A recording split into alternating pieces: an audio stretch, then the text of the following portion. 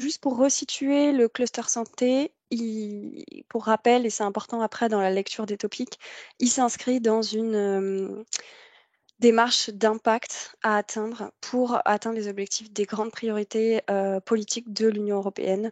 Donc dans notre cas, celle qui concerne la santé. Donc c'est important d'avoir ça en tête quand vous lisez les topics. Bien sûr, vous ne devez pas connaître sur le bout des doigts toutes les politiques européennes, mais dans votre domaine en particulier, il s'agit quand même de savoir qu'elles existent, déjà pour comprendre d'où vient l'appel éventuellement, et dans les parties impact pour y faire référence si c'est demandé. Donc aujourd'hui, on va parler uniquement du programme de travail santé. Et pareil, pour rappel, hein, on est sur des projets collaboratifs, donc il faut que ce soit multidisciplinaire dans la plupart des cas, avec ce fameux impact qui soit à la fois sociétal au bénéfice du citoyen ou des patients en fonction de l'appel, également un bénéfice économique, que ce soit sur les systèmes de santé ou sur la compétitivité industrielle pour certains appels. Donc on aura des consortia qui sont constitués entre 5 et 20 partenaires pour des budgets de 3 à 15 millions et sur des durées moyennes de 5 ans, on va dire, de projet. Alors, c'est des fourchettes très larges, vous allez me dire, mais c'est vraiment projet dépendant. Il n'y a pas de règles qui s'appliquent à tous les projets. On a différents types d'actions et aujourd'hui, je vais présenter que des actions de type RIA, donc des appels à projets classiques de R&D, on va dire, pour lesquels le taux de financement européen sera de 100% des coûts éligibles pour tout type d'entité. Et enfin, dernier appel pour les règles de participation. On est toujours sur un consortium qui doit être constitué d'au minimum 3 entités légales indépendantes et qui soient établies dans un État membre ou un État associé différent. Et il faut qu'au moins l'une d'entre elles soit établie dans un État membre. Et au-delà de ça, toute entité légale de tout pays peut participer, que ce soit les organismes de recherche, les universités, les CHU, les PME, mais également des associations de patients, des villes, des régions, enfin, tout ce qui est pertinent pour répondre à la question posée. Et ensuite, tous les pays du monde peuvent participer au projet, mais tous ne sont pas éligibles. Et donc, bon, je n'ai pas remis de slide, mais vous avez ici, vous aurez les slides, hein, tous les liens vers les États membres, les États associés, les pays tiers qui sont éligibles, etc.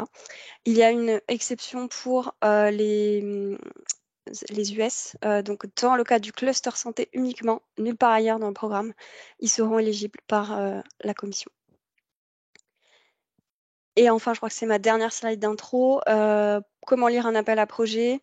Donc, ils s'intègrent tous dans des grandes destinations, hein. Le programme de travail il est découpé en 6 destinations. On va voir. Ici, aujourd'hui, on s'occupe que de la 3.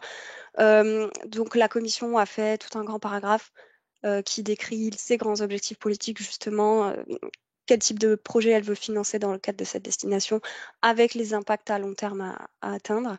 Et puis ensuite, chaque topic aura une description d'expected outcome, où là, vous allez avoir les résultats de vos projets qui devront contribuer de manière concrète à court et moyen terme à ces outcomes. Et ensuite, le scope des activités qui doivent être réalisées dans le cadre de cet appel. Je vois pas le chat, mais s'il y a des questions sur cette intro, n'hésitez pas. Bon, je pense que c'est assez classique. Donc du coup, aujourd'hui, on va vous présenter les appels à projets de la destination 3, donc combattre les maladies et réduire leur fardeau. Donc l'objectif de cette destination, elle est très large, hein, puisqu'elle comprend à la fois les maladies transmissibles et non transmissibles. Mais l'idée, c'est vraiment de faire de la recherche plutôt fondamentale dans certains cas, pas toujours, pour donc établir des meilleures connaissances et des meilleures preuves sur les maladies pour améliorer notamment les traitements, également les diagnostics, valider des interventions qui soient efficaces. Et éventuellement développer des nouvelles thérapies pour ces maladies. Dans le cadre des maladies non transmissibles, on va contribuer ici notamment au plan cancer européen, beaucoup aux actions de l'OMS et notamment pour tout ce qui concerne la prévention et le contrôle des maladies non transmissibles.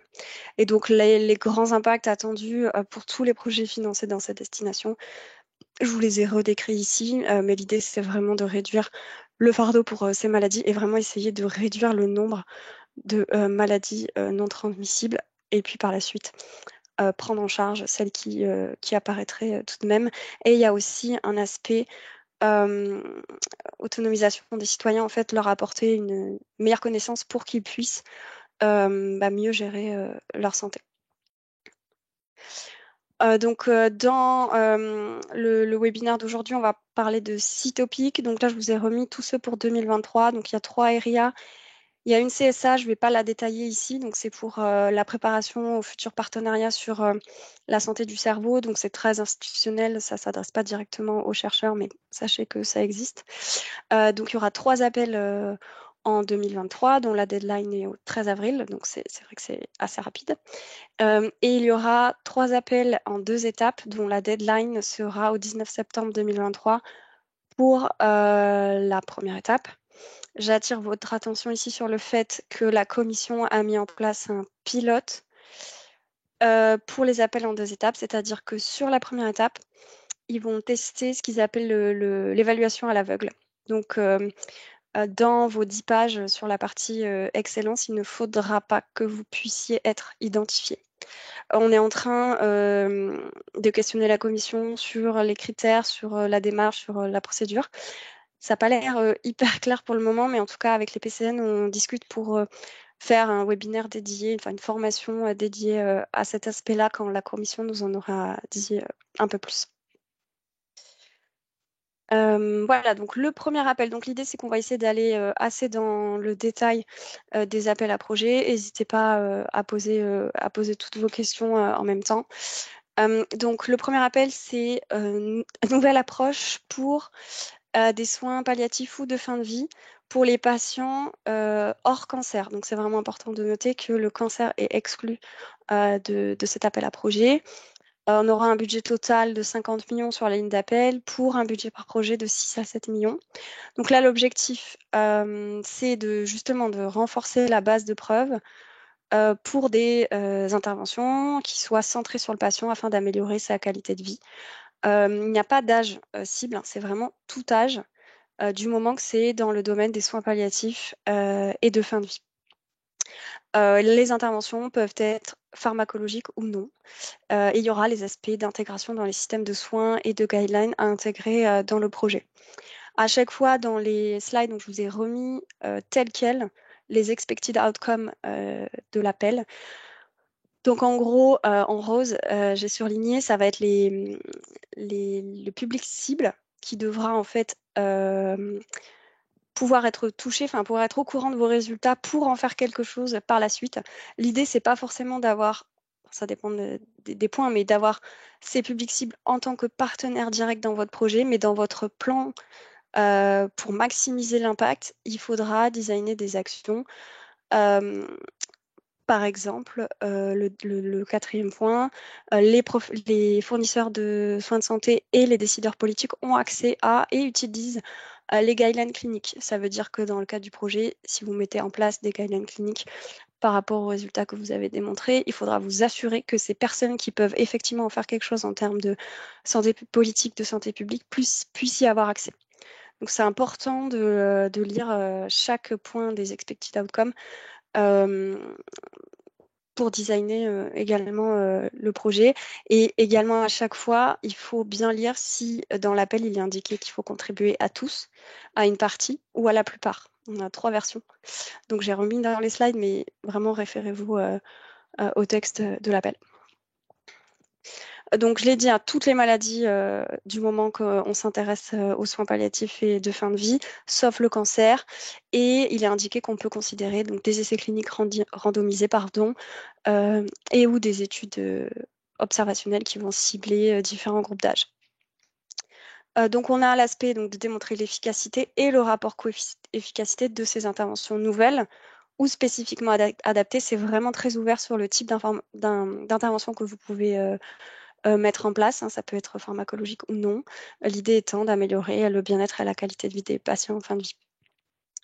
Il sera donc très important de prendre en compte les aspects éthiques et légaux. Et il faudra également étudier tout l'aspect d'intégration de ces solutions dans les systèmes de santé par rapport à la pratique courante. Et donc là, il va être très important d'intégrer des partenaires qui vont représenter la diversité des systèmes de santé en Europe. puisqu'on sait que c'est pas du tout traité de la même façon suivant les régions en Europe. De manière classique, il faudra prendre en compte tous les facteurs de type sexe, genre, âge, handicap, facteurs socio-économiques, etc. Dans la mise en place de ces interventions. Analyser les barrières et les opportunités qui vont permettre l'engagement actif des patients. Et enfin, fournir des stratégies de mise en œuvre et de recommandations centrées sur le patient et les professionnels de santé. Et par rapport à ce que je disais tout à l'heure, par rapport aux outcomes, si pertinent, fournir des recommandations politiques. Donc c'est un appel qui englobe un peu toute la chaîne de développement de ce type d'intervention. Évidemment, cet appel nécessite la participation d'expertise en sciences humaines et sociales, et je vais laisser la parole à Julien pour ça tout à l'heure. Et il est à noter que tous les projets qui seront financés seront engagés dans des activités de réseautage, c'est-à-dire la commission forme des clusters de projets. Donc, au stade de proposition, il suffit d'indiquer, de bien prendre en compte en fait un budget qui sera dédié à ce qu'ils appellent des joint action ou networking activity, mais pas besoin de préciser le type d'activité. Donc en termes de partenaires, bon évidemment les experts dans le domaine de la recherche pardon, sur la mise en œuvre d'intervention. Il y aura évidemment, j'ai pas marqué, mais bon, les cliniciens et les CHU et les cliniciens spécialistes des pathologies choisis dans l'appel à projet, les professionnels de santé et les familles, évidemment. La diversité des systèmes de santé européens, ça c'est très important. En général, il n'y a pas de nombre de pays ou de type de pays. C'est pas une règle d'éligibilité pour les appels à projets, mais quand c'est précisé qu'on veut une représentativité des systèmes de santé européens, c'est très important de le respecter. Et du coup, je vais peut-être laisser la parole à Julien pour compléter peut-être sur les aspects plus sciences humaines et sociales. Merci, Merci Sophie. Effectivement, alors juste en propos liminaire pour les sciences humaines et sociales en général, on a fait un webinaire sur la SHS et la santé. Donc le propos à retenir de ce webinaire, c'est d'avoir une intégration très tôt en amont des communautés de sciences humaines et sociales pour avoir une véritable participation effective de ces communautés à toute la définition et à toute la compréhension de ces questions par les comités sciences humaines et sociales et par les scientifiques pour avoir une meilleure intégration et puis une meilleure cohésion dans le travail. Donc l'intégration très tôt des communautés SHS est toujours pertinente. Un deuxième élément aussi, il m'a été remonté par plusieurs canaux que la Commission européenne était vraiment très sensible à la participation des sciences humaines et sociales dans l'évaluation qu'elle faisait des appels à projets. Alors, je ne peux pas vous dire précisément pour le cluster 1, mais en tout cas pour d'autres clusters, j'ai quelques exemples assez flagrants où il était indiqué que les communautés SHS devaient participer. Et en l'absence de communauté ou en l'absence de preuves de participation de cette communauté aux appels, les appels ont reçu une note plus négative que s'il y a une participation des SHS. Donc, j'indique vraiment là, aujourd'hui, la participation des SHS n'est plus une mention cosmétique de l'appel, mais vraiment une mention quasiment obligatoire de ces appels à projets. C'est toujours le double langage de la Commission européenne. Hein. Lire tous les should, should, maybe, ce serait intéressant. Non, en fait, il faut le faire. C'est une obligation. Concernant cet appel, alors il est très intéressant pour les sciences humaines et sociales et les maladies en général non transmissibles sont la plupart du temps des maladies qui sont sociales ou culturelles, que ce soit par exemple, on peut parler de l'obésité, de l'alcoolisme, du tabagisme ou d'autres maladies qui sont avant tout socioculturelles. Et on voit bien ici toute l'importance que la Commission européenne donne à l'identification de différents facteurs, qu'ils soient justement culturels, qu'ils soient justement psychologiques, pour essayer de mieux comprendre en fait ces maladies et de prendre aussi en compte la manière dont on peut traiter les patients parce qu'on ne traite pas les patients sur un territoire que sur un autre de la même manière, avec les mêmes outils et ça prend toujours lieu sur une place, dans un temps et en fonction d'une culture qui est différente et qui est propre à chaque communauté. Donc du coup, je pense qu'il y aura aussi un intérêt à faire en sorte d'avoir des pilotes ou des essais ou des expérimentations sur différentes régions européennes pour montrer aussi les différentes possibilités de pouvoir étudier ces populations.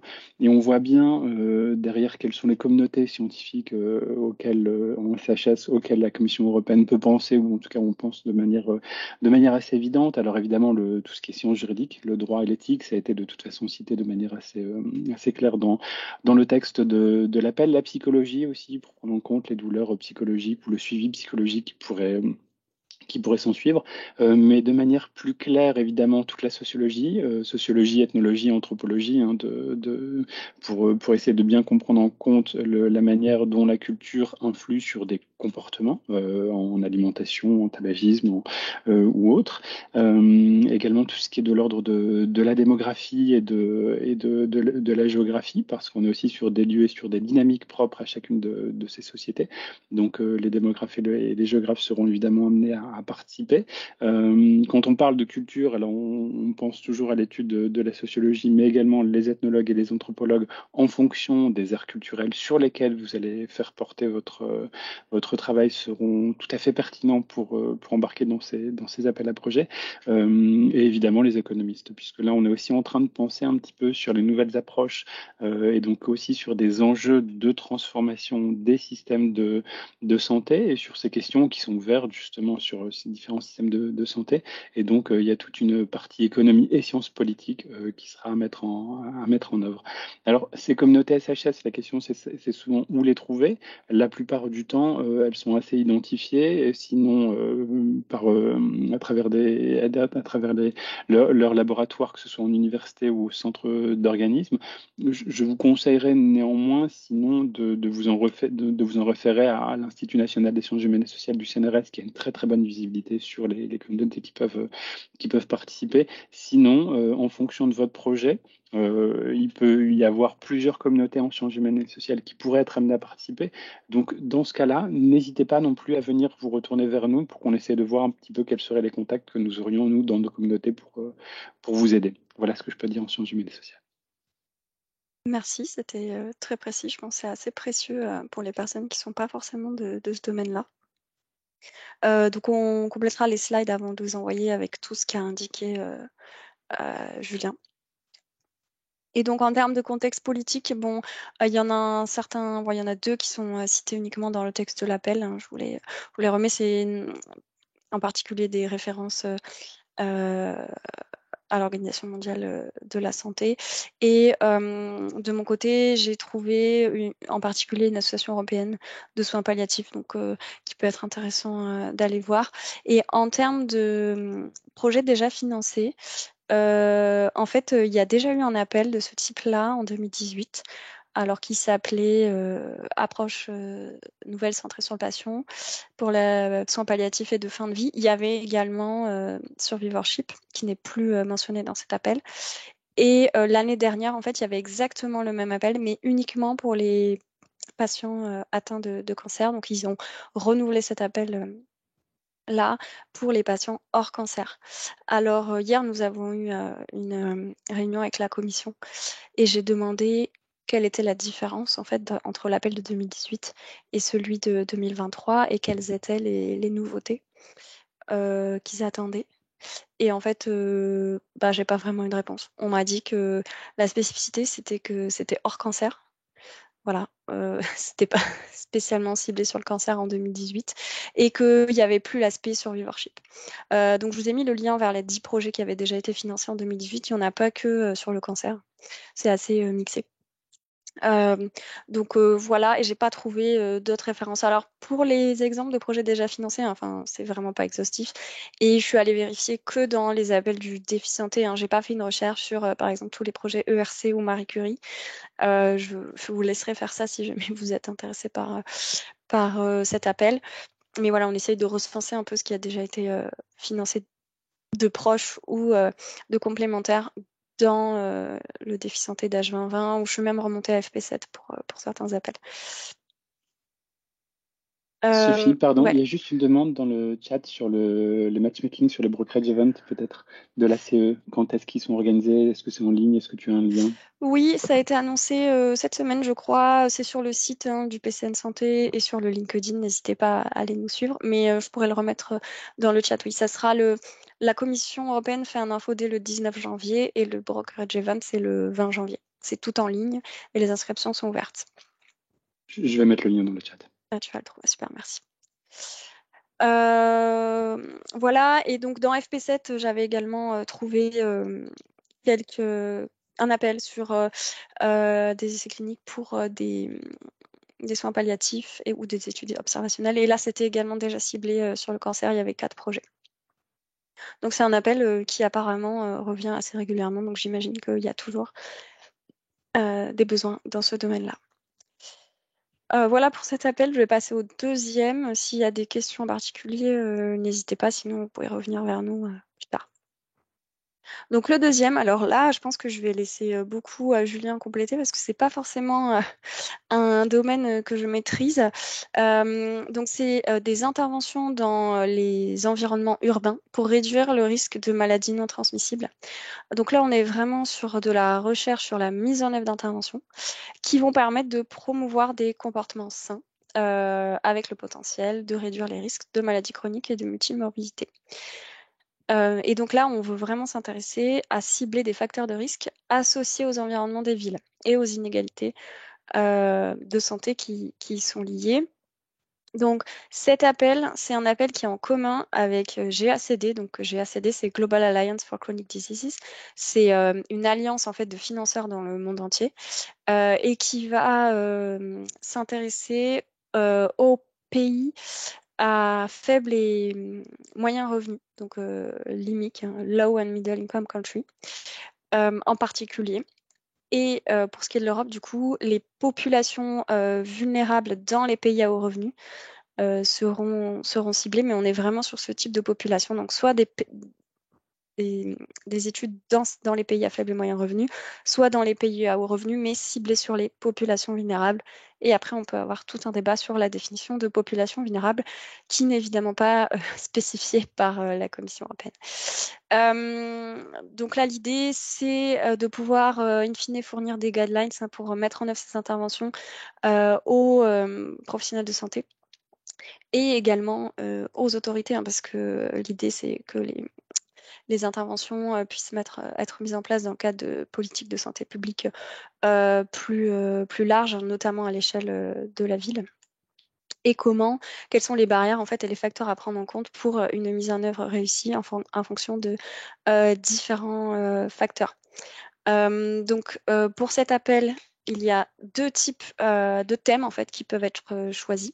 Vous pouvez cibler les deux, mais ça me paraît un peu ambitieux, donc il faut qu'il y en ait au moins un. Donc, soit des interventions qui vont porter sur le changement de comportement, donc aider les personnes qui vivent en ville à maintenir une bonne activité physique, santé mentale, etc. par exemple. Ou la mise en place de programmes et politiques qui vont, par exemple, cibler la consommation de tabac, d'alcool, la promotion de l'exercice.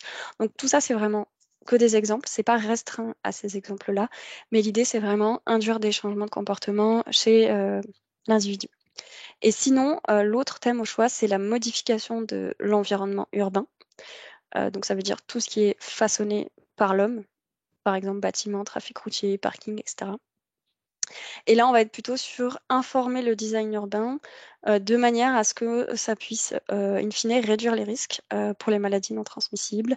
Alors, là, ils ont donné des exemples hein, également, améliorer les trottoirs ou les pistes cyclables, augmenter les espaces verts. Voilà, donc c'est vraiment des domaines qui sont un peu loin de la santé pour moi, en tout cas directement. Donc, il a été précisé hier dans la réunion que dans le cadre du projet, il ne faut pas faire de urban design. Hein. C'est vraiment de l'information et comment on peut prendre en compte ça. Évidemment, dans le cadre de 3 ou 4 ans, vous n'allez pas refaire tous les bâtiments d'une ville. Euh, donc voilà. Et ensuite, donc, quel type d'action? Donc, ce qui est vraiment important, c'est que vous devez mettre en œuvre une intervention qui est déjà validée. L'idée n'est pas de démontrer l'efficacité d'une intervention, mais il faut prendre une ou plusieurs interventions dont l'efficacité a déjà été démontrée et la mettre en œuvre dans une ou plusieurs villes. Et il faudra justifier donc pourquoi cette ville et pourquoi cette intervention.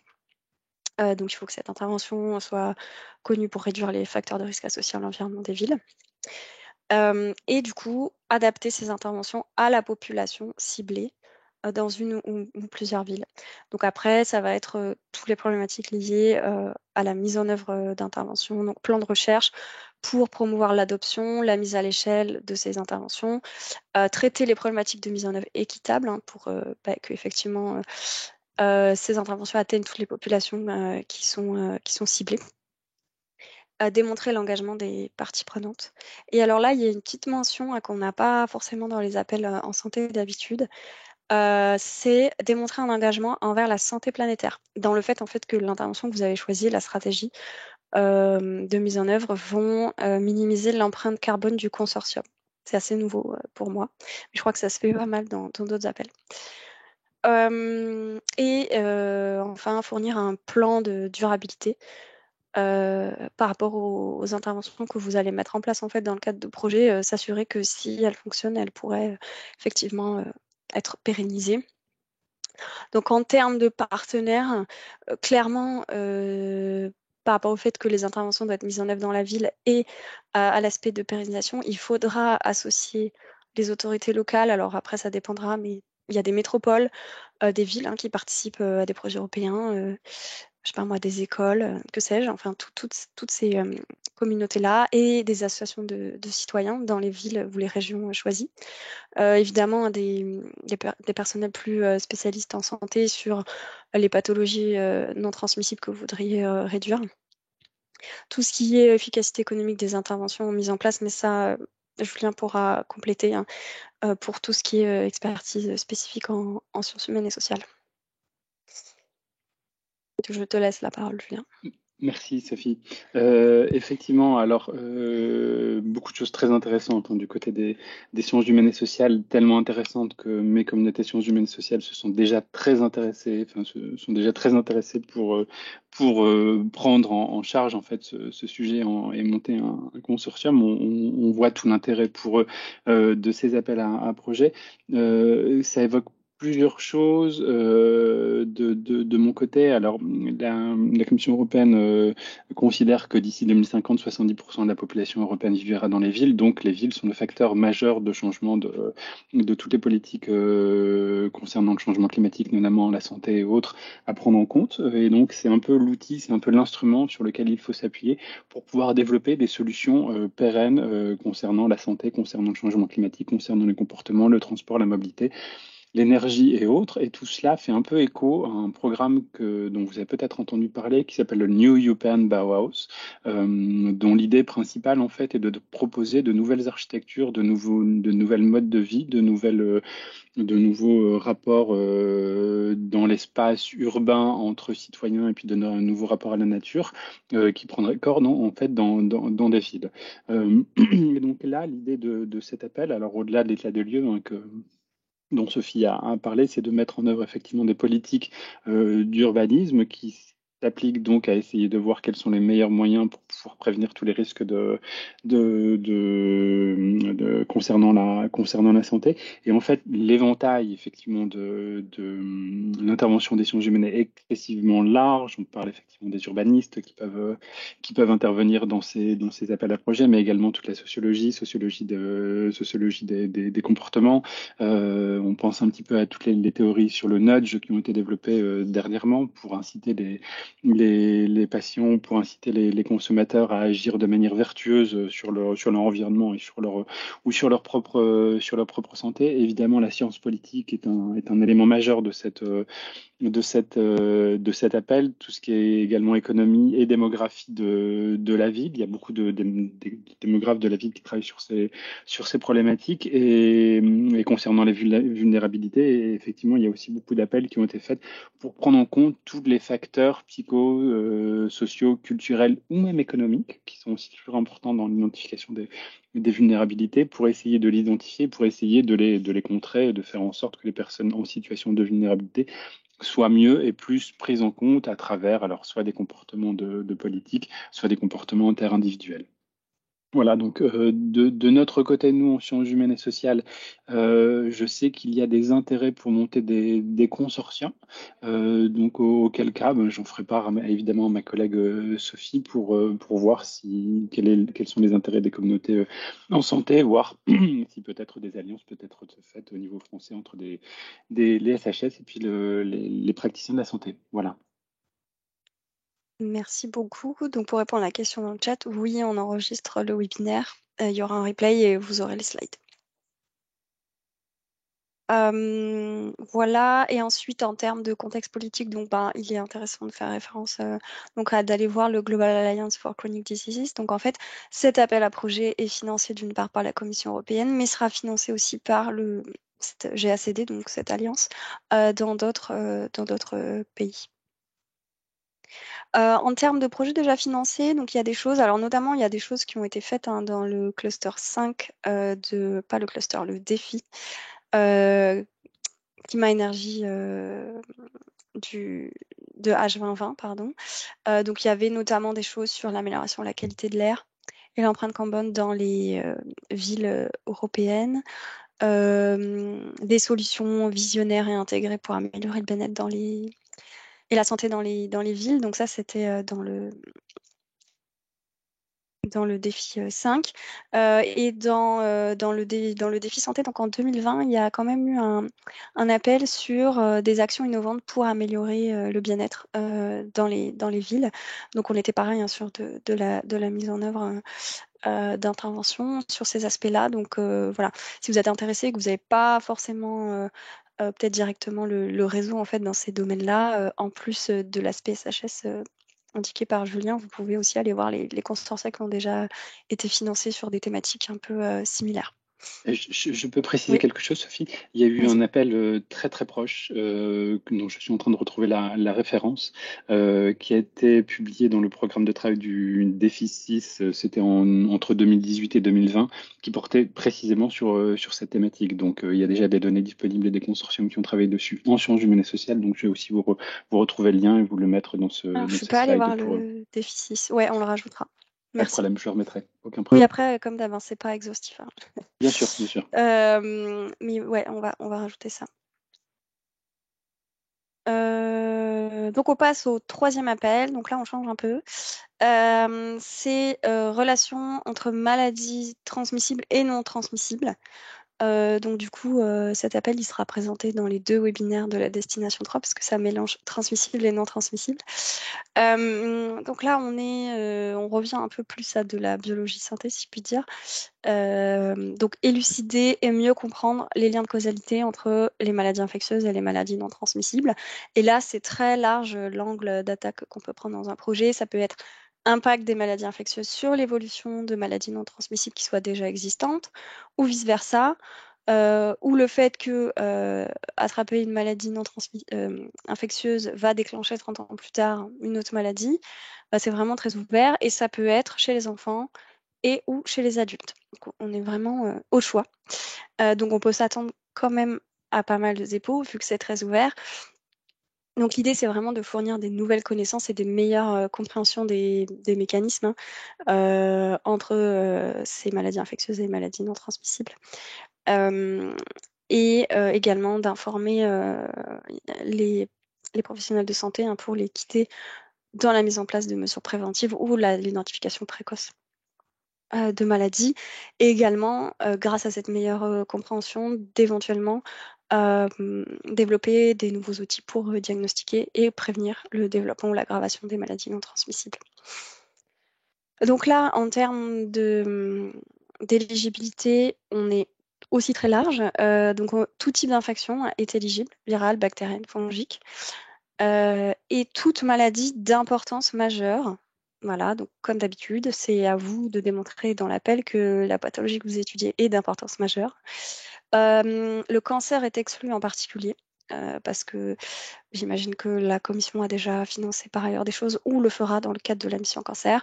Et ici, on est vraiment aussi large, donc recherche préclinique, études observationnelles et ou études cliniques, avec la possibilité d'inclure le suivi des patients. pour les conditions qui pourraient apparaître assez longtemps après la maladie, la guérison de la maladie infectieuse. Donc, on est très large. Et donc, en termes d'aspects à, à étudier, donc on est vraiment voilà, sur le mécanisme et lien de causalité dans les infections. Et donc, intégrer tout ce qui est analyse de génétique, statut immunitaire, réponse immune inflammatoire, microbiome, tout facteur qui pourrait être pertinent pour obtenir des informations sur ce lien de causalité, tous les facteurs de risque. On demande à porter une attention spéciale aux individus vulnérables. Encore une fois, individus vulnérables, ça dépend complètement de la pathologie que vous allez étudier. Je ne sais pas si vous vous intéressez à des problématiques cardiovasculaires. Peut-être que des individus vulnérables, ça va être des personnes qui sont obèses ou en surpoids, mais ça ne sera pas du tout le cas pour une autre pathologie. Donc ça, c'est vraiment en fonction de votre pathologie. Là, il est précisé tel que ceux avec conditions préexistantes connues, mais c'est pas limité à ça, d'être individu vulnérable. Ça peut être des personnes âgées, des femmes enceintes, que sais-je. Ça dépend vraiment de votre sujet. Et il est également encouragé d'intégrer des outils d'intelligence artificielle si pertinents. Donc là, c'est pas obligatoire. Allez pas vous casser la tête à essayer d'intégrer des outils d'IA s'il n'y a pas de rapport avec votre projet. Mais si jamais les experts qui vont évaluer votre projet se disent ah mais pourquoi ils n'ont pas développé tel outil, ça sera noté négativement.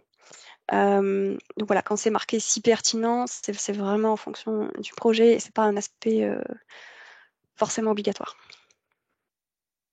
En termes de partenaires, je dirais que on est sur des choses assez classiques, hein, des expertises cliniques sur la maladie non transmissible qui est étudiée, et ensuite pour le côté infectieux, évidemment, des immunologistes et puis des biologistes de différentes expertises en fonction de votre projet. Et éventuellement, donc si vous développez des outils d'IA, avoir bien des expertises spécifiques parce que c'est un sous-critère. Dès que vous avez un outil de ce type-là, c'est vraiment un sous-critère qui est très regardé dans les évaluations.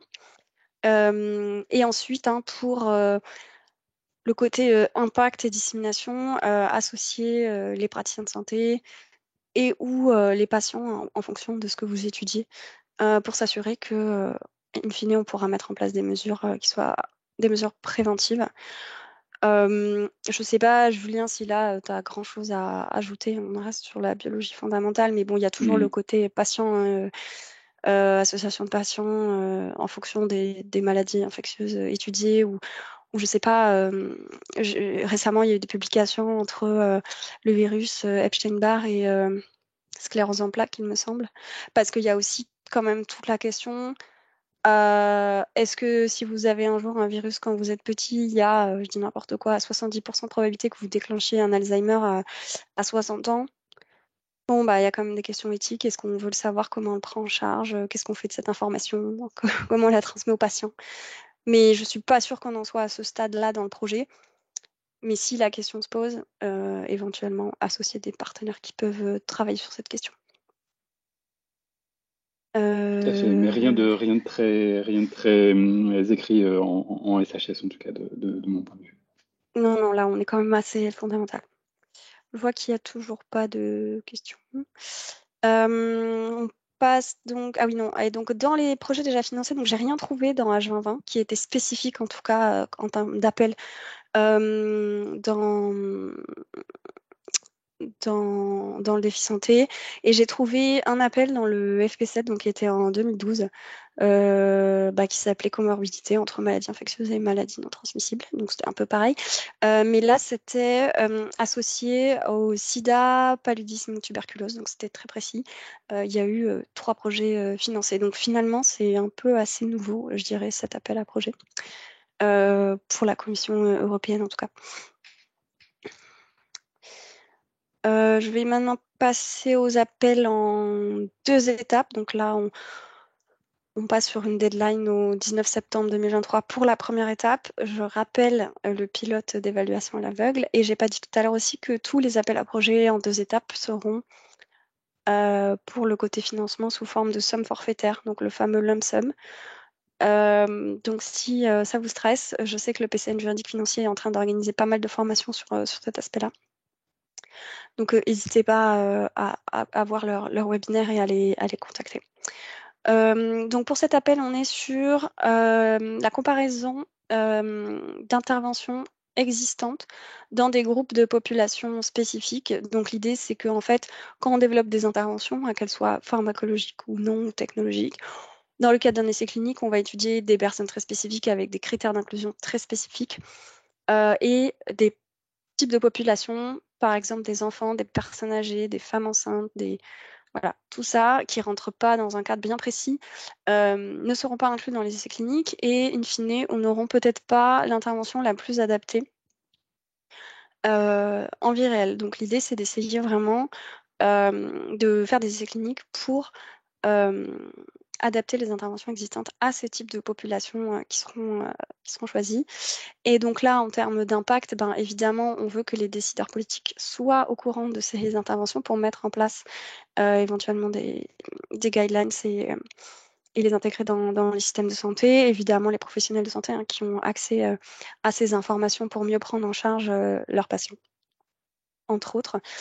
Donc là, on est sur, encore une fois, pas de restrictions particulières sur la condition étudiée, mais toujours avec cette petite phrase de la commission qu'il faut que ce soit une haute pertinence en santé publique ou des conditions de maladie qui soient particulièrement fréquentes avec un fort impact négatif sur la qualité de vie. Voilà, tout ça, comme d'habitude, sera à justifier dans la proposition pourquoi vous choisissez de traiter telle maladie. On est sur des essais cliniques ou études observationnelles, l'utilisation de données existantes ou la création de larges bases de données ou des méta-analyses qui peuvent être inclus. Donc là, l'appel précise qu'on est sur traiter la plupart des aspects. Donc ça veut dire que vous n'êtes pas obligé de tout couvrir dans un appel.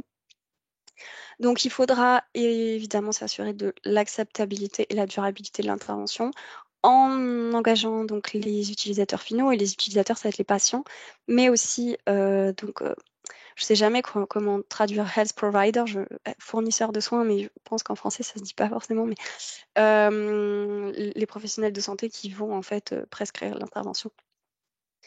Donc les intégrer plutôt dans la conception de l'étude. Et là aussi, on a cette mention sur la diversité des systèmes de santé en Europe, dans différentes régions, parce que j'imagine que d'un point de vue culturel, on ne prend pas forcément en charge les enfants ou les personnes âgées de la même manière dans différents pays. Donc il est demandé de considérer l'implication des agences HTA. Donc HTA, c'est Health Technology Assessment. Donc, c'est les agences qui vont évaluer et valider en particulier les technologies de santé dans le cadre où c'est une intervention technologique. Et puis ensuite, considérer les problématiques qui seront pertinentes pour la population ciblée. Si vous êtes sur des personnes âgées, il y a tout ce qui est multimorbidité, polypharmacie, mauvais usage de médicaments, etc. Voilà, en particulier. Donc en termes de partenaires, pareil, ça paraît assez évident. Donc tout ce qui est clinicien et expert de la pathologie ciblée, les organisations de patients, évidemment, associations de soignants, autres professionnels de santé, pour s'assurer que ce qui va être démontré sera bien mis en œuvre dans la pratique courante. Je pensais également qu'en termes de destination et pour les guidelines futures, associer les sociétés savantes européennes ou françaises ou nationales dans différents pays d'Europe sur la pathologie étudiée peut être aussi intéressant. Et évidemment, un certain nombre d'experts en sciences humaines et sociales, et je vais laisser Julien compléter. Merci. Ici, effectivement, il me semble une fois de plus intéressant d'insister sur l'intégration très en amont des communautés en sciences humaines et sociales parce qu'on ne parle pas uniquement de l'acceptabilité, c'est-à-dire comment rendre acceptable en fait des pratiques ou des essais cliniques qui pourraient être effectués sur des populations pour lesquelles on n'a pas non plus une grande habitude socioculturelle de faire des essais, que ce soit les femmes enceintes, les personnes âgées ou les enfants. Et donc, les trois grands champs disciplinaires sur lesquels je vois une intégration est très en amont et très forte, c'est bien évidemment la sociologie pour comprendre les différences, tu le disais, hein, Sophie, un peu de comportements, de caractéristiques socioculturelles à prendre en compte sur différents endroits et dans différentes sociétés. mais évidemment aussi les sciences juridiques pour savoir ce qu'en droit il est autorisé, ce qu'en droit on peut faire et ce qu'il est permis de mettre en œuvre et comment est-ce que ces questions juridiques se posent, et bien évidemment les questions éthiques qui se posent. Et en ce cas, ne pas craindre d'intégrer de la philosophie dans vos appels à projets, parce que c'est aussi par la philosophie que peuvent se poser ce genre de questions éthiques et sur lesquelles on peut trouver aussi des réponses à apporter en termes de mise en œuvre également des politiques publiques concernant le soin et la santé. Donc, trois, quatre grandes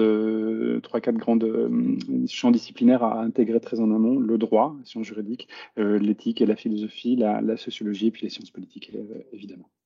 Voilà. Merci beaucoup. En termes de contexte politique, bon là, ça reste très général. Il y a pas, ça va dépendre vraiment de la pathologie que vous allez cibler, mais il est fait référence. Donc, je l'avais dit en introduction de présentation, la destination, le plan d'action global pour la prévention et le contrôle des maladies non transmissibles de l'OMS, et également pour tout ce qui est plutôt techno de santé, il y a le EUNet HTA, donc il y a un réseau qui a été financé par la Commission européenne. Quelque part dans Horizon 2020, donc qui est un réseau en fait d'agences HTA. Donc si jamais vous n'avez pas ce type de partenaire et vous ne savez pas par où commencer, ça peut être intéressant d'aller voir ce réseau. Et là, il y a eu pas mal de choses en fait un peu similaires déjà financées dans H2020, notamment son programme de travail 2014-2015. Mais là, c'était ciblé sur des populations. Donc, il y a eu un premier projet pour comparer l'efficacité d'interventions existantes dans la population âgée et un appel à projet similaire dans la population pédiatrique. Et en 2017, un appel encore très similaire dans la population adulte. Euh, donc ça a fait 18 projets financés au total, déjà un peu sur cette thématique.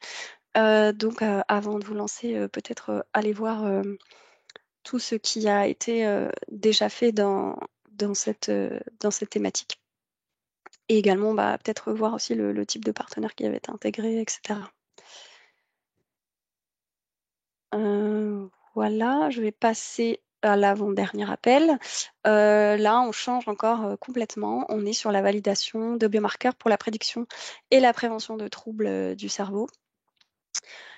Donc biomarqueurs issus de fuites corporelles, ça c'est vraiment la restriction. Donc salive, urine, transpiration, etc. Donc clairement des biomarqueurs qu'on peut détecter avec des méthodes plutôt non invasives, qui permettront de détecter les stades précoces donc des troubles du cerveau et permettre de guider le choix de traitement et ou d'intervention. Donc en termes d'impact, là, on est vraiment, il y a 3 grands points orientés vers la communauté clinique et scientifique pour, donc une fois qu'on a ces biomarqueurs, pouvoir développer des outils, technologies, etc., et des bonnes pratiques pour le screening, enfin la détection de ces troubles. Mais il y a également tout ce qui est inclusion des décideurs politiques, des financeurs, etc., des organisations de patients, euh, pour faire connaître et accepter en particulier ces tests, et voir comment on guide les patients par la suite dans la sélection de traitements et d'interventions personnalisées. Voilà, et donc plus particulièrement, donc ici on est ciblé uniquement sur les troubles de cerveau et il est mentionné très précisément. J'ai pas remis les liens, mais ils sont dans l'appel. Donc les troubles indiqués au chapitre 6 de la classification internationale des maladies. Donc les troubles qui soient mentaux, comportementaux, neurodéveloppementaux. Et ceux indiqués au chapitre 8 de la classification internationale, maladies du système nerveux. Donc il y a le lien, je vais le remettre dans les slides, mais vraiment pour savoir si votre maladie est éligible, il faut qu'elle soit citée dans un de ces 2 chapitres de la classification internationale. Et on est vraiment sur la validation. Il faut intégrer donc tous les aspects qui sont cités dans l'appel. Et pour une fois, cet appel, il est assez simple, il est très court. Donc valider les biomarqueurs qui vont permettre de confirmer des stades précoces du trouble du cerveau. Et surtout, fournir des preuves qui vont permettre de soutenir l'acceptation réglementaire de ces biomarqueurs. Et donc, pour valider des biomarqueurs, vous allez devoir exploiter pas mal de données, biobanques, registres, cohortes, etc. Éventuellement générer de nouvelles. Et dans votre projet, il faudra vraiment bien démontrer que vous avez accès à ces données. Ça, c'est très important. Il est précisé qu'il faudra inclure les organisations de patients dans la recherche. Comme d'habitude, prendre en considération divers aspects, sexe, genre, âge, socio-économique, etc. Et considérer l'utilisation d'infrastructures européennes pour tout ce qui est échantillon, qualité des données, outils numériques d'analyse. Ça, c'est très important. Et en particulier dans cet appel, il est encouragé la participation de PME. Donc en termes de partenaires, pareil, pour moi, ça paraît assez clair. Tout ce qui est expert, clinicien pour la pathologie étudiée, tout ce qui est biologiste au sens large pour l'étude des biomarqueurs, la validation, etc. L'expertise réglementaire est vraiment très importante et il est fait référence en particulier à l'EMA, donc l'European Medicine Agency, qui fournit des conseils, même si c'est en amont. En fait, l'EMA n'a pas besoin d'être partenaire du projet, mais il faudra démontrer en fait dans la proposition que vous avez bien pris ces conseils et éventuellement avoir un partenaire qui soit spécialiste spécifiquement de ces questions parce que la Commission ne veut pas financer des choses qui ne seront pas validées in fine, en tout cas qui dès le début n'ont pas de chance d'être validées. Évidemment des PME, comme c'est mentionné. Les infrastructures de recherche, alors je vous ai remis le lien, il y a un article sur la page du PCN où on recense un peu toutes les infrastructures dans le domaine de la santé. Donc en fait, c'est pas obligatoire s'il n'y a aucune pertinence pour votre projet de les mettre, mais j'insiste sur le fait qu'elles sont peu utilisées et en fait elles offrent des services assez intéressants avec des accès soit à des services soit physiques, soit accès à des bases de données qui sont très larges. Et donc si vous n'utilisez pas ces infrastructures alors que ça pourrait être très utile dans votre projet, ça vous sera reproché euh, dans l'évaluation. Donc vraiment, renseignez-vous bien sur ce que sont ces infrastructures et ce qu'elles pourraient vous apporter.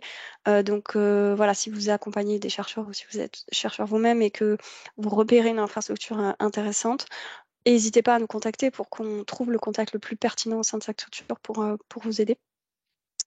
Et évidemment, il y a la partie décideur politique pour s'assurer que si un biomarqueur est validé pour des tests diagnostiques, que ce soit effectivement mis en œuvre dans les systèmes de santé.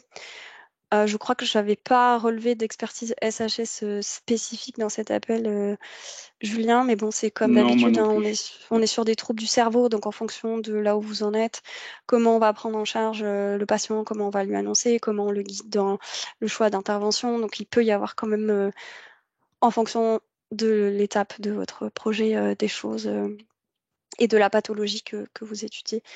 Si vous annoncez à un patient qu'a priori il va avoir Alzheimer dans 10 ans, bon, il y a peut-être des petits aspects SSH qui peuvent être intéressants d'associer, mais voilà, ça sera vraiment en fonction de votre projet.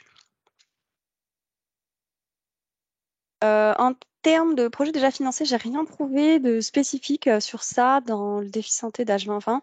J'ai trouvé un appel qui était à l'époque les SME instruments qui étaient thématiques dans la santé. Et il y avait un appel qui était sur la recherche clinique pour la validation de biomarqueurs ou de dispositifs médicaux. Donc il y a eu 99 projets financés. Donc j'en ai recensé quelques-uns dans le domaine des troubles du cerveau. Donc c'était, d'après ce que j'ai compris, un SM instrument de phase 1. Donc c'était ceux avec juste quoi, 50 000 euros. Donc c'était vraiment très en amont. Donc ça peut être une source de détection de PME, par exemple, si vous n'en avez pas déjà dans votre consortium, qui peuvent être intéressantes d'aller voir. Mais sinon, par ailleurs, j'ai rien trouvé de spécifiquement dédié à ça en termes d'appel à projet. Voilà. Est-ce qu'il y a des questions? Non, toujours pas. Vous êtes très sage. N'hésitez pas à commenter. Et je crois qu'on arrive au dernier appel, donc qui est combattre en fait les conditions sous-recherchées, comment dire, pour lesquelles on a peu investi dans la recherche et qui pour autant présentent un fort fardeau pour les patients. Et donc ici, on est vraiment sur quand même du fondamental pour identifier les mécanismes physiopathologiques, génétiques, cellulaires, moléculaires et les facteurs de risque potentiel associés à la condition médicale ciblée. Alors là, la commission ne nous aide pas trop parce qu'on est un peu dans le flou en termes de qu'est-ce qu'une condition médicale sous-recherchée avec un fort fardeau. Si je passe directement, donc il est indiqué que c'est une condition pour laquelle la recherche est insuffisante, malgré la prévalence. Et fardeau pour le patient, c'est possible décès, invalidité ou qualité de vie sévèrement réduite. Donc les maladies rares sont spécifiquement exclues. Et ensuite, en termes de maladies, ben, ils ont donné des exemples. Alors, c'est pas du tout réduit à ces exemples-là, mais pour vous donner une idée, maladie de Lyme, fatigue chronique, douleur de dos. Donc on est sur des choses très variées. Donc il est indiqué que la commission est en train de faire ce qu'elle appelle un scoping paper. Donc elle a fait une consultation pour savoir quelles seraient les maladies ciblées. Sauf que dans le document tel que publié officiellement, ce scoping paper n'est pas disponible. Et donc, moi, je comprends que c'est très ouvert.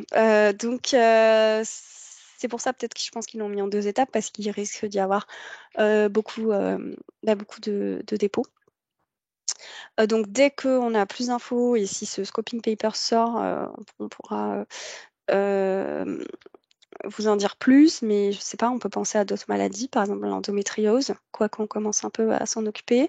Mais il y a vraiment plein de types de maladies qui peuvent rentrer là-dedans.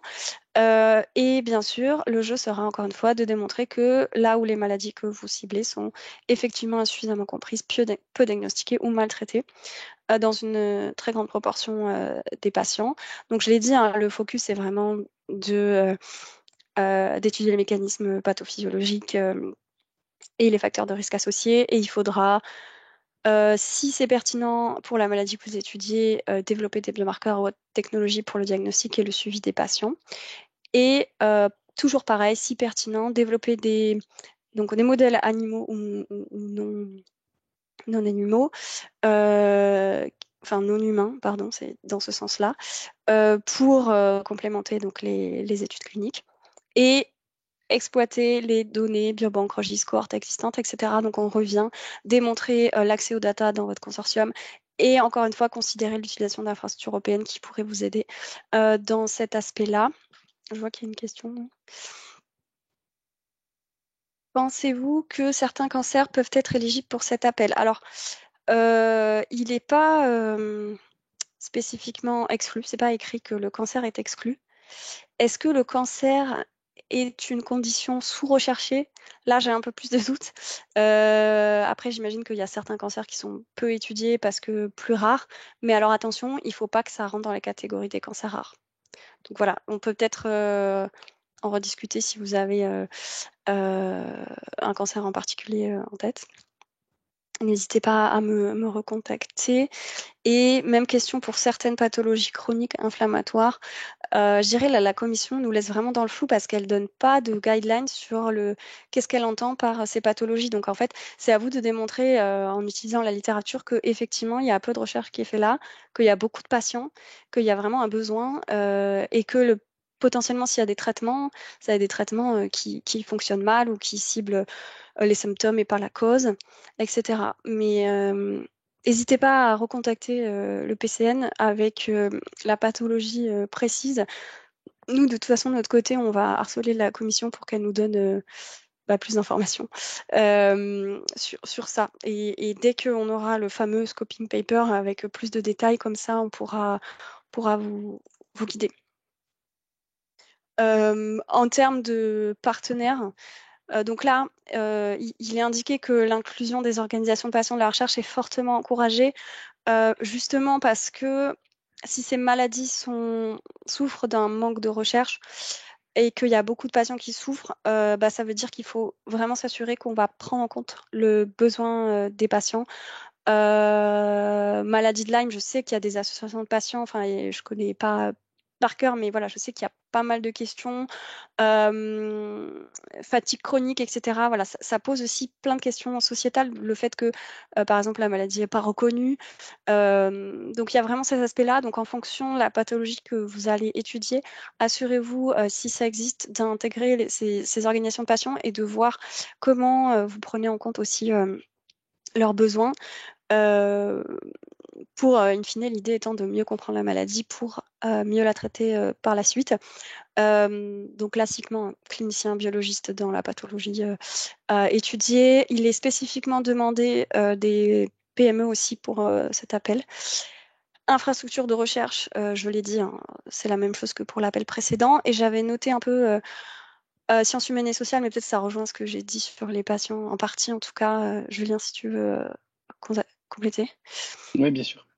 Pardon, merci Sophie. Effectivement, cet appel nous laisse un petit peu dans le flou concernant les conditions, mais aussi en sciences humaines et sociales. Ce que j'en lis, moi, c'est qu'effectivement, il y a une mention assez explicite qui est faite à la psychologie sur comprendre quel comportement ou quel peut-être profil type psychologique pourrait donner lieu peut-être à des maladies ou à des comportements ou à des anomalies, ce que je comprends, c'est aussi peut-être que grâce à une meilleure prise en compte ou une meilleure compréhension peut-être de facteurs qui peuvent être géographiques, démographiques ou socioculturels, donc par l'intermédiaire de la sociologie, comment est-ce que ça peut faire émerger ou comment est-ce que ça peut donner naissance peut-être à des pathologies qui sont réservées à un certain type de population. Donc je vois deux grandes disciplines, la psychologie et puis aussi la prise en compte d'un territoire ou d'une population particulière qui pourrait donner naissance donc à différentes pathologies qui sont peu recherchées, peu visibles et peut-être aussi pour des raisons sociologiques parce que des personnes en situation de vulnérabilité qui ont peu aussi accès à des soins peuvent aussi manifester peu l'intention de s'en référer à un corps médical pour lesquels ils éprouvent de la défiance, par exemple. Ça peut être aussi ce genre de choses. Et est-ce que ça reste pas sous le radar en fait de nos analyses et est-ce qu'il n'y aurait pas une étude à mener dans ce sens-là? Donc voilà, psychologie, sociologie, pour essayer de bien comprendre un petit peu ces conditions d'avènement en fait de ce genre de maladie. Voilà. Merci beaucoup. Et là, encore une fois, ça sera vraiment très dépendant du coup de la pathologie que vous allez cibler, hein. Donc là, je vous ai redit que la commission prévoyait un papier, mais que c'est pas encore disponible. Sinon, j'avais rien trouvé de spécial parce qu'en fait, voilà, il faudra vraiment se référer en particulier au contexte politique de la pathologie. Pardon. Et j'ai pas trouvé de projet déjà financé dans cette thématique. C'était un peu trop large. En tout cas, la référence à Under Research Medical Condition, j'avais rien de spécifique. Donc voilà pour les appels à projets. Et pour terminer, je voulais juste vous rappeler les aides dont vous pouvez bénéficier. Donc il y a l'ANR, donc comme d'habitude, et elle vient. Attendez, je suis désolée. Elle vient de publier les dates, voilà, je prends la suite de Sophie pour l'aider. Elle vient de publier les dates justement pour les prochains appels à MRSEI. Et les prochaines dates de soumission, c'est le 9 janvier. Alors, on est le 14 décembre aujourd'hui. Il ne faut pas s'inquiéter plus que ça pour cette première date d'appel à projet parce qu'elle peut sembler proche, mais le dossier à remplir pour l'ANR est relativement court et relativement simple. Donc, je vous conseillerais pour les appels 2023 pourquoi pas essayer encore de déposer un projet MRSEI. Sinon, après, j'ai plus en tête vraiment les dates de dépôt des appels à projets 2023 pour santé. Pour les two-stage, ça me semble possible, mais je crois qu'il y a un autre programme qui est possible. Mais voilà, Sophie reprend. J'ai essayé Merci. Je t'en prie. Ouais, même pour les appels d'avril, 9 janvier, ça risque de faire un peu court. Les résultats seront mi-mars. Donc voilà, vous pouvez toujours tenter pour une dernière réunion de consortium. Mais après, tout le reste, c'est possible pour les appels en 2 étapes, dont la deadline sera en septembre. Donc 9 janvier, même 3 avril, vous avez encore le temps de déposer un projet. Et donc pour les PME, il y a également, parce que l'ANR du coup ne finance pas les PME, mais il y Excuse-moi, a. Sophie, il n'y a Ouais. pas aussi le programme SRSEI pour les two-stage? Voilà, comme ça te permet de tousser un peu. Oui, je ne l'ai pas précisé là, mais en effet, si vous ne demandez pas l'aide MRSEI quand vous déposez votre projet à la première étape, si vous êtes invité par la Commission européenne à déposer votre projet à la deuxième étape, vous pouvez demander l'aide, donc qui s'appelle SRSEI, qui est très similaire. Mais là, l'ANR ne refait pas d'évaluation scientifique. En fait, elle se base sur le fait que la commission vous a invité à déposer un projet total. Elle va juste vérifier en fait des critères d'éligibilité, c'est-à-dire vous êtes un PI au sein d'une institution française et c'est bien un projet en 2 étapes. Donc c'est assez simple, ça serait vraiment dommage de ne pas le demander. Et c'est 17 000 € avec, je crois, 10 000 € maximum pour un prestataire si jamais vous voulez vous faire accompagner. Et comme d'habitude, de l'argent pour des missions, faire des réunions, etc. Donc ça, c'est... Ouais, je vais compléter la slide, t'as raison. Et donc pour les PME, il y a BPI France qui a mis en place aussi une aide qui s'appelle DIAG PTI, Partenariat technologique international. Donc je suis moins familière, vous avez tout sur cette slide.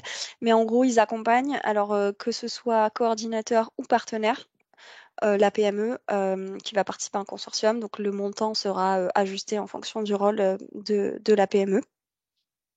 Et donc elle va couvrir 50% maximum de la prestation de l'expert conseil. Donc avec jusqu'à 25 000 € hors taxe. Donc c'est au fil de l'eau. Et voilà, le BPI France s'engage à faire des réponses rapides sous 2 semaines. Donc il ne faut pas hésiter non plus quand vous êtes une PME à demander cette aide. Et voilà, j'ai terminé. Je voulais juste rappeler que le PCN Santé a fait l'année dernière une analyse assez poussée des ESR, donc des rapports d'évaluation des appels 2021 avec tout un tas de conseils d'écriture sur les appels à projets qui sont les critères qui sont commentés négativement, etc. Désolée, j'arrive plus. Donc n'hésitez pas à aller revoir le webinaire, je vais vous remettre le lien. Voilà, tu vois, ça tombe bien, c'est la fin et tout va bien. Voilà, c'est la fin. Tu auras tenu jusque-là pendant 1 heure. C'est un vrai don de soi. Merci à tous et n'hésitez pas pour toute question à nous recontacter, Julien ou moi. Ouais, n'hésitez pas, soit le PCN Santé, soit le PCN SHS, tous nos contacts sont sur le site horizon-europe.gouv.fr. Voilà. Donc n'hésitez pas à nous contacter pour